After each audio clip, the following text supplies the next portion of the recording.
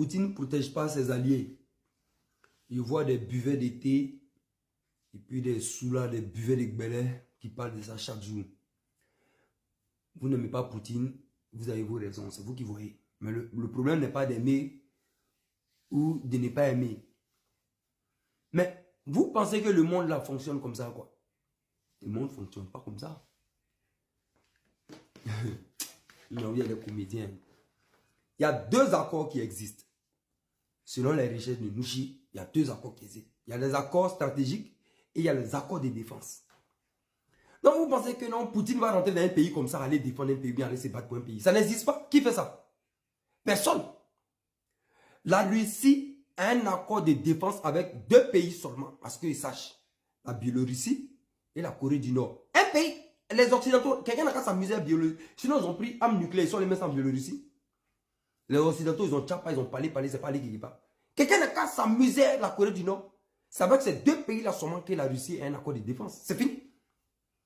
Maintenant, les accords stratégiques, là, souvent, c'est défini de façon limitée. Je te donne des armes en fonction des besoins et tout. Si vous voyez que l'Iran tient depuis un bon moment, l'Iran tient là. Mais ça, c'est bien évidemment à cause de la Russie.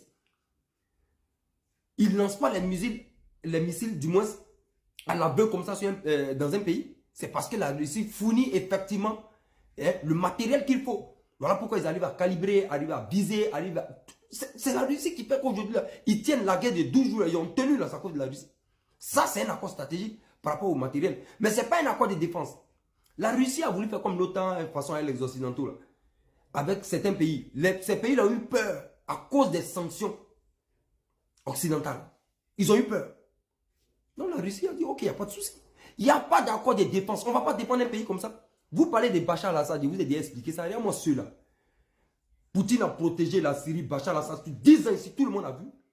Une année, on dit non, Bachar a franchi la ligne rouge avec le gaz sarin, blablabla. Vous avez suivi l'information, vous ne regardez même pas les choses, vous n'avez pas suivi l'information. Poutine a protégé Morol à son régime pendant 10 ans ici, il n'y a pas quelqu'un qui allait quelque part. Bachar al-Assad, il se complaît, il se plaît, il ne sait pas comment on dit ça. Dans son petit coin, il est assis à Damas là-bas, il ne fait plus d'efforts. Ils ont corrompu tous ses lieutenants autour de lui. Ils l'ont lâché. Quand ils ont attaqué là, est-ce qu'il a eu combat? Il n'a pas eu combat. Poutine, en tant que Poutine a averti Morol, pour dire, hey, tous les Moraux t'ont lâché, tu fais quoi? Il était assis, il était tranquille dans son bail. Quand les Moraux sont venus, vous avez vu combat quelque part? Donc c'est la Russie, il n'y a pas de combat. La Russie n'a qu'à se battre par rapport à quoi? Il a vu que le Morol là, a déjà perdu.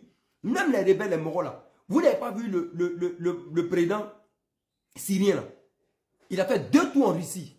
Il vient de quitter la Russie encore. Parce qu'avant d'attaquer la maison, ils ont payé même la Russie. Les Moraux là voulaient